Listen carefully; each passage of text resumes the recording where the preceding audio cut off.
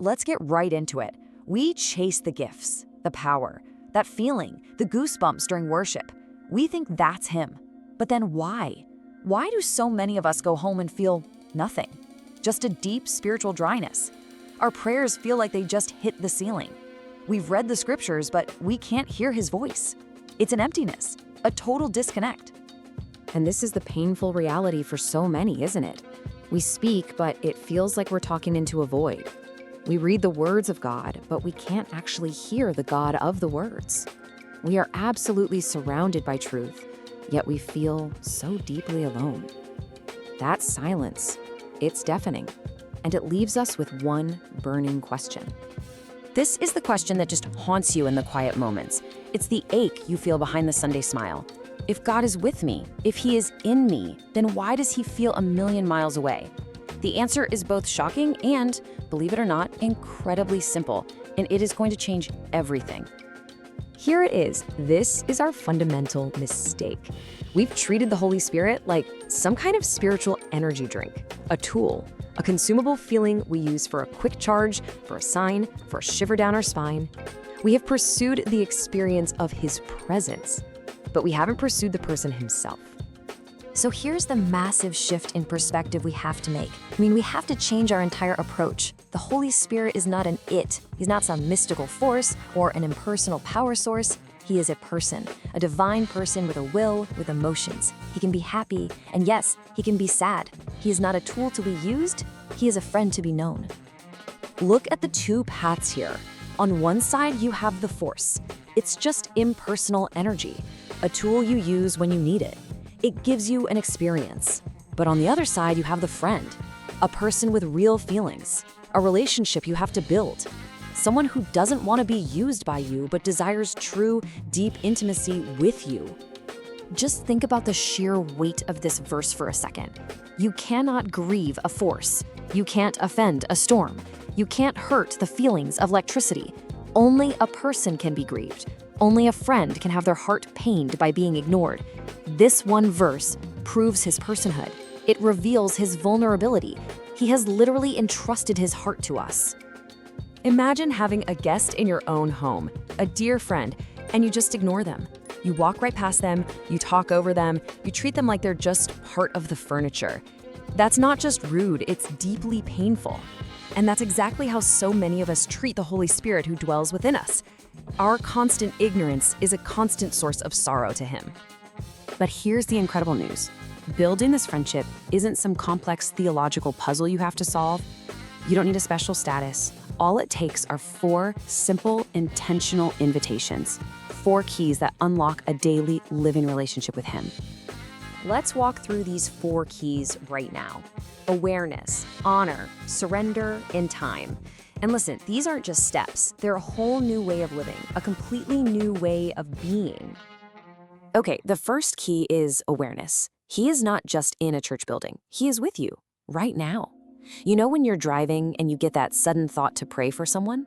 Or when you're scrolling on your phone and you feel that little check in your spirit to just stop? When you're about to snap in anger and a tiny voice whispers, "Be still"? That isn't just your conscience. That's him. Awareness is learning to notice, to simply acknowledge his presence in the most mundane moments. It's just consciously saying, "I know you're here," as you start your day. Second, honor. To honor something means to give it weight, to treat it as important. Now, the Holy Spirit is a gentleman. He won't shout over the noise of your life. He goes where he is honored. So when you get that gentle nudge to call a friend who's struggling, what do? Do you say, "Yeah, I'll do it later," and then forget? Or do you stop what you're doing and make the call? To honor him is to respond immediately. That quick obedience is like a shout that tells him his voice matters more than your schedule. Third, and this is probably the hardest one, is surrender. The Holy Spirit doesn't speak most clearly to the super spiritual. He speaks to the surrendered. See, we often want his comfort, but we don't want his correction. We want his power, but we don't want his pruning. Surrender isn't a one-time thing you declare. It's a daily, hourly choice. It's handing over the steering wheel of your plans, your reactions, your very right to understand.